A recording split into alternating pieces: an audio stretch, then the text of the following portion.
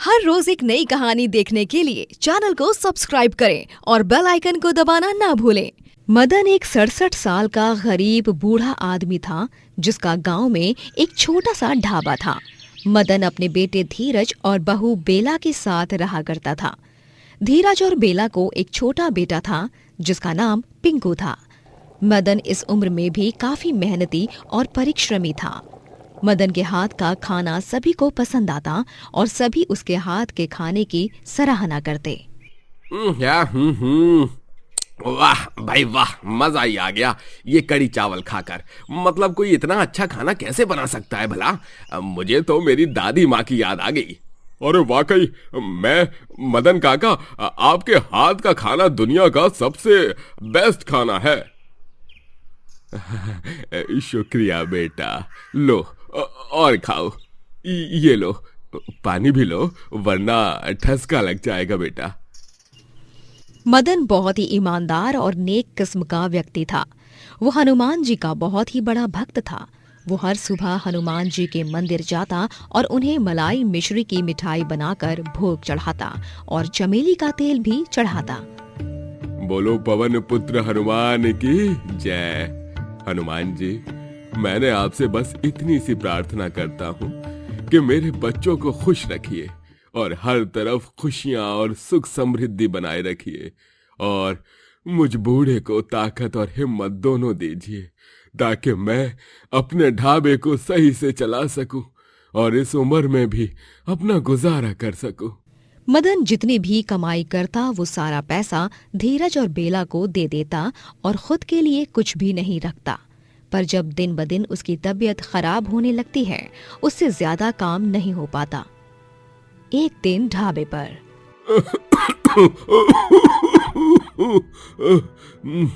मुझे तो चक्कर आ रहे हैं। क्या करूं? आज तो मैंने कुछ पैसे भी नहीं कमाए, बोनी भी नहीं हुई। अगर खाली हाथ घर गया तो धीरज और बेला बहू मुझे खूब सुनाएंगे। हे बजरंगबली, हिम्मत दो। लेकिन जब मदन ढाबे में गैस ऑन करने जाता है तभी उसका हाथ कांपने लगता है और उससे ठंड लगने लगती है। मदन को तेज बुखार चढ़ जाता है जिसके कारण वो लगातार 3 दिन तक बिस्तर पर ही रहता है। बस लेटे लेटे पलंग तोड़त रही। 3 दिन हुई गवा, लेकिन ई बुढ़ऊ ने घर में 1 रुपया तक नहीं कमा के दिया। सभी के अलग अलग नखरे हुवत है। माफ कर दो बेला बहू, लेकिन मेरी तबीयत सच में बहुत खराब है। मैं ये सब जानबूझ के नहीं कर रहा हूँ। मेरी परिस्थिति को समझो बेला बहू। अरे क्या समझे आपकी परिस्थिति को पापा? हमने क्या आपका ठेका ले रखा है जो आपको यूं ही संभालते बैठेंगे? चुपचाप ढाबे पर जाओ और कमाई करो और घर में पैसे लाकर दो, वरना कोई जरूरत नहीं है मेरे घर में रहने की। समझ गए आप? मदन को धीरज और बेला की बातें सुनकर बहुत बुरा लगता है, फिर भी वो मौन रहता है और कुछ नहीं बोलता। मदन की तबीयत इतनी गंभीर रूप से खराब होने के बावजूद भी वो ढाबे पर खाना बनाने जाता है। वो ढाबे में रखी हनुमान जी की तस्वीर के सामने भावुक होकर कहता है, बजरंगबली, देखिए ना क्या दिन आ गए हैं। जिस धीरज को मैंने अपने हाथों से खाना खिलाया, पाल पोस कर बड़ा किया, आज वही धीरज मुझे इस बुरी हालत में भी काम पर भेज रहा है। मैंने तो कभी अपने बुरे सपने में भी नहीं सोचा था कि मेरा बेटा बड़ा होने के बाद मेरे साथ इस तरह से पेश आएगा।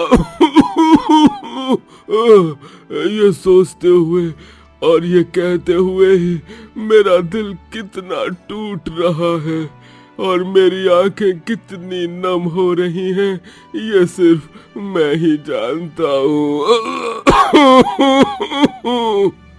अंदर ही अंदर से मदन को धीरज और बेला के व्यवहार से बहुत ठेस पहुंची थी।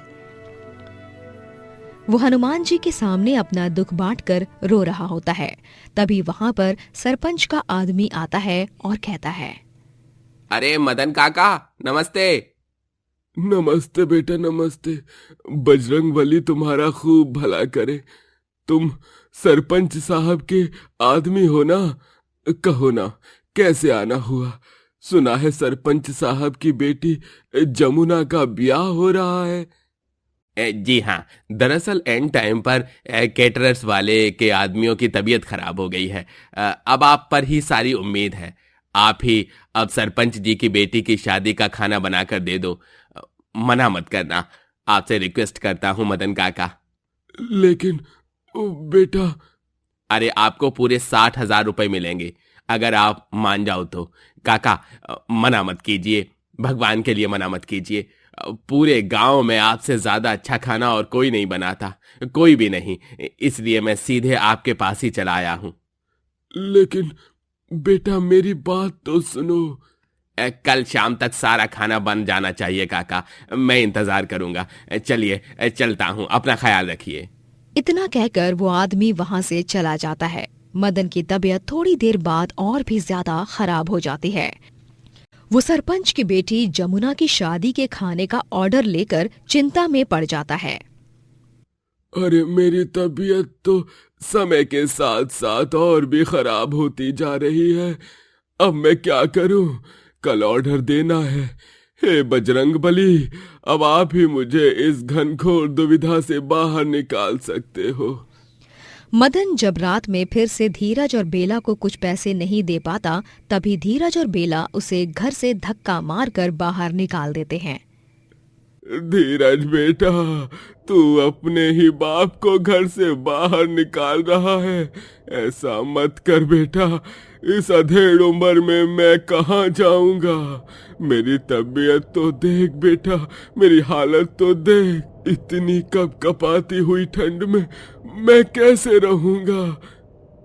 जाइए और उसी ढाबे में जाकर रहिए जहां पर आप अपने पैसों को छुपा कर रखते हैं।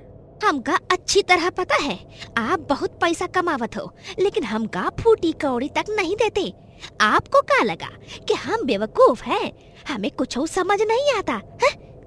ये तुम क्या कह रहे हो बेला बहू? तुम्हें जरूर कोई गलतफहमी हुई होगी। ऐसा कुछ भी नहीं है। आज तक मैंने जो कुछ भी कमाया है तुम लोगों पर ही लुटाया है। तुम सब मेरे बच्चे हो। भला मैं ऐसी घिनौनी हरकत क्यों करूंगा? बस बहुत हुआ। अब आप चले जाइए यहां से। आपको फ्री फंड में हम पाल नहीं सकते। अपना गुजारा अब आप खुद ही कर लीजिए। जाइए पापा। मदन को बहुत बुरी तरह घर से बाहर निकाल दिया जाता है। मदन बेचारा कड़ाके की ठंड में यहाँ से वहाँ दर दर भटकने लगता है और लौटकर वो अपने छोटे से ढाबे में ही चला जाता है। वो रात भर बिलक बिलक कर रोता है। अगली सुबह जब वो ढाबे पर खाना बनाने की कोशिश करता है, तभी वो फिर से असफल रह जाता है। उसका सर चकराने लगता है। हनुमान जी, ये क्या हो रहा है मेरे साथ? मुझे आज शाम तक इतना बड़ा ऑर्डर पूरा करके देना है। कल रात को जो धीरज और बेला बहू ने मेरे साथ किया, उसके टेंशन से तो मेरी तबीयत और भी ज्यादा बिगड़ गई है। मदन को सब कुछ धुंधला धुंधला दिखाई देता है और वो चक्कर खाकर बेहोश होकर गिर जाता है। समय बीत जाता है और सुबह से शाम हो जाती है। मदन को होश आता है और जब उसकी आंख खुलती है, तभी वो देखता है कि ढाबे पर सरपंच की बेटी की शादी का खाना पहले से तैयार है। इतना सारा खाना, इतना सारा खाना बनने में तो पूरे 12 से 14 घंटे लग जाते। लेकिन ये इतने कम समय में कैसे हुआ और किसने किया? मदन ढाबे के बाहर आता है और देखता है कि एक बंदर ढाबे के बाहर संदूक रखकर भाग जाता है। और जब मदन उस संदूक को खोलता है तो उसमें स्वर्ण मुद्राएं होती हैं और हनुमान जी की तस्वीर भी। ये क्या? इसका मतलब ये सारा चमत्कार हनुमान जी का है। ये बंदर, ये मुद्राएं। पड़ोस का बिरजू मदन को आकर कहता है, अरे क्यों मदन काका, ढाबे पर नया आदमी रख लिया है क्या? आज सुबह से कोई आदमी यहाँ पर खाना पका रहा था, इसलिए पूछ रहा हूँ। बिरजू की ये बात सुनकर मदन को अब पूरा यकीन हो जाता है कि वो आदमी और कोई नहीं, उसके हनुमान जी ही थे। जय हो बजरंग बली की। इसका मतलब मेरे ढाबे पर साक्षात हनुमान जी आए थे। मैं तो धन्य हो गया, सच में धन्य हो गया। जय हो बजरंग बली। मदन फौरन हनुमान जी के मंदिर जाता है और हनुमान जी को धन्यवाद कहते हुए वो उनकी आरती गाता है और पूजा आराधना करता है। उन स्वर्ण मुद्राओं से वो एक बड़ा बंगला खरीदता है और उसमें आराम से रहता है और अपना एक बड़ा रेस्टोरेंट भी खोलता है। इस तरह एक सच्चे भक्त की भक्ति का फल उसे मिल जाता है। ये कहानी है 3 बहुएं कालिंदी, अक्षरा, लावण्या और उनकी 2 सास सरोज और इंदुमती की। बृजमोहन ने सबसे पहले इंदुमती से शादी की थी, लेकिन शादी के बाद पता चला कि इंदुमती बांझ है। तब उसने दूसरी शादी करने का फैसला लिया और उसने सरोज से शादी की और उससे 3 बेटे हुए। कुछ सालों बाद बृजमोहन चल बसा। अब देखते हैं क्या होता है जब 3 बहुएं और 2 सास एक ही छत के नीचे रहती हैं। तब क्या क्या बवाल होता है। ओ त्रिमूर्ति बहुओं, अरे कहाँ मर गए? कब से बुला रहे हैं हम। कानपुर में हड़ताल मच गई है क्या तुम तीनों के? अरे सोई होंगी गहरी नींद में, और का आवत है इन तीनों को। हाँ, तभी तीनों बहुएं वहाँ हाजिर हो जाती हैं। इंदु माँ जी, काहे को खाली फोकट में कुछ भी बोल रही हो? आ ही रहे थे ना, बस बहाने दे दो आप लोगन को हमरे बारे में बुराई करे के खातिर। हाँ, अरे नारी हमरी फूल सी बहू, तू तो हमारी सबसे फेवरेट बहू है, तुझे थोड़े ना हम कुछ कहेंगे। आप दोनों का भारत मिलाप हुआ हो तो आप दोनों सासू माई बताएंगे कि क्यों भोपू की तरह बजे जा रही थी आप दोनों इतनी सुबह सुबह? हाँ, वही तो। वो क्या है कि हमारे ना सर में बहुत दर्द हो रहा है, सारी नसें फटी जा रही हैं। इसीलिए हम चाहते हैं कि कालिंदी बहू तुम ना वो तेल की शीशी उठाओ और हमरे सिर की मालिश करो। और अक्षरा बहू तुम ना हमारे लिए गाजर का हलवा बनाओ, बहुत मन हो रहा है खाने का। और लावण्या बहू तुम वो शाम के भोग प्रसाद को बनाने की तैयारी में लग जाओ। ठीक है सरोज माँ जी। 1 मिनट, का ठीक है? हाँ, का ठीक है? अरे ओ सरोज मैडम, ये तीनों तुम्हारी ही नहीं हमारी भी बहुएं हैं। हाँ, और ये तीनों वही करेंगी जो हम कहेंगे। का बहुओं? ओ इंदुमती, याददाश्त उम्र के साथ कमजोर हो जा रही है तुम्हारी। अरे भूलो मत, बृजमोहन जी ने हमसे शादी की थी क्योंकि तुम बांझ थी और इन तीनों के पति हमारे बेटे हैं। 9 महीने हमने उन्हें अपनी कोख में पाला है। हम उनकी देवकी माँ हैं, तुम तो उनकी यशोदा माँ ही ठहरी। तो जब ये तीनों हमारे बेटों की बीवियाँ हैं तो इन तीनों पर तुमसे ज्यादा हमारा हक है। हाँ, बस फिर क्या होना था। इसी बात पर दोनों सासों में कहा सुनी शुरू हो जाती है। तुम्हारी इतनी मजाल? अरे बृजमोहन जी ने तो हमसे ही प्यार किया था, उनकी पहली बीवी हम हैं और इन तीनों बहुओं पर भी पहला हक हमरा ही होगा। हाँ। नहीं, ये तीनों मेरा कहा गया काम करेंगी। नहीं, अक्षरा बहू जाओ बम ले आओ। बम? लेकिन इंदु माँ जी बम क्यों? कहाँ फोड़ना है? अरे बम, वो मालिश वाला। ओ बम, ओके। ज्यादा खी मत करो, हमरे घुटनों की मालिश करो। हाँ, और तुम कालिंदी बहू जाकर प्याज के पकौड़े तलो, और लावण्या बहू तुम हमरे कमरे की अलमारी को साफ करो, धूल बहुत जम गई है उमा। उका है फिर चूहा लोगन आके अपन डेरा जमाएंगे और हमरे महंगे महंगे सुंदर सुंदर कपड़े और बाकी का कीमती सामान खराब हो जाएगा। हमने कह दिया ना, ये तीनों बहुएं मेरी ही सुनेंगी। तभी परेशान होकर तीनों बहुएं एक ही बार में चिल्लाती हैं, बस बस बस। सरोज माँ जी, इंदु माँ जी, कितना लड़ेंगे आप हम तीनों के लिए? वही तो, हमरे तो कान के पर्दे फट गए भैया। भूलिए मत, हम तीनों भी आप ही की बहुएं हैं और आप दोनों के जो भी काम है हम तीनों आपस में मिल बांट कर उन कामों को पूरा कर लेंगे। एकदम 100% सही कह रही है जिज्जी। फिर तीनों बहुएं मिलकर दोनों सास का काम करती हैं। रात में पूरा परिवार जब साथ में खाने की मेज पर खाना खा रहा होता है, तभी कालिंदी का पति मोहित, अक्षरा का पति ओंकार और लावण्या का पति चंदन भी मौजूद होते हैं। और हमारे तीनों लल्ला कैसे हैं? कारोबार कैसा चल रहा है? आपके तीनों लल्ला एकदम लल्लन टॉप है सरोज माँ, और कारोबार भी एकदम फर्स्ट क्लास चल रहा है। और ये सब आप दोनों माओ के पवित्र आशीर्वाद के कारण ही है। चलो, ये तो बहुत ही ज्यादा अच्छी खबर सुनने को मिली है। मन को राहत मिल गई। जय सिया राम। सरोज और इंदुमती दोनों भी बेटों के सामने शांत रहती, लेकिन वो अपनी लड़ाइयाँ और झगड़ों से बाज नहीं आती। वो दोनों रोजाना लड़ाई करके अपनी तीनों बहुओं का जीना दुश्वार कर देती हैं। हमने कह दिया तो कह दिया, आज खाने में बैंगन का भरता ही बनेगा और तुम तीनों को हमारी बात ही माननी होगी आज। नहीं, आज खाने में कढ़ाई पनीर बनेगा। हमारे तीनों बेटों को पनीर बहुत पसंद है। तुम तो ऐसे कह रही हो जैसे कि वो तीनों तुम्हारे बेटे ही हैं और हमरे क्या, हमरे दुश्मन? हाँ, तुम तो एक नंबर की नासपीटी हो। हाँ। नासपीटी होगी तुम। बहुओं, जाओ, हमने फ्रिज में पनीर काट के रख दिया है। जाकर बढ़िया सा कढ़ाई पनीर बनाओ और अपने पतियों का दिल जीत लो। और हाँ, मक्खन डालते वक्त कोई आनाकानी मत करना। मेरे तीनों लड्डू गोपाल को मक्खन बहुत पसंद है। लेकिन हमारी बात तो सुनो इंदु माँ जी, अब बहस का है?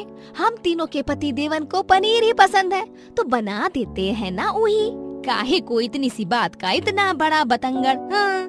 तीनों बहुएं इंदुमती को चुप कराती हैं और कढ़ाई पनीर ही बनाती हैं। दोनों सास में रोज का युद्ध तो जारी रहता है, लेकिन एक दिन तो पानी सर के ऊपर चला जाता है। मोहल्ले की विमला काकी के बेटे गिरीश की शादी होती है और उसमें जाने के लिए दोनों सास सुंदर से तैयार हो जाती हैं। वो दोनों तीनों बहुओं के पीछे हाथ धोकर पड़ जाती हैं और कहती हैं, अक्षरा बहू, लावण्या बहू, कालिंदी बहू, तुम तीनों मुझे तैयार कर दोगी? वो दिवाली के दिन जैसे तुम तीनों सजी थी, क्या मेकअप लगाया था, आहा, वैसे ही कर दो ना मेरा भी मेकअप। और हाँ अक्षरा बहू, तुम ना मेरे बालों को भी वो क्या कहते हैं, हाँ, बालों को स्टाइल कर देना। एकदम पुराने जमाने की हीरोइन सामान लगने चाहिए हम।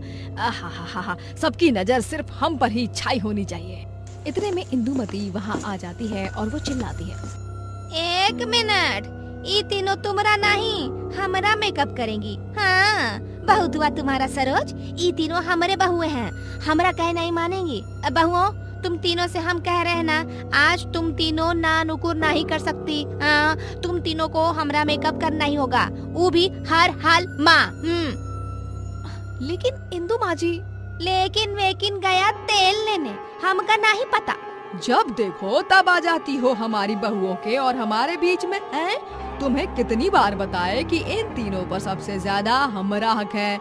नहीं, तुम जाओ पार्लर में, ये तीनों बहुएं तो हमारा ही मेकअप करेंगे आज, जाओ।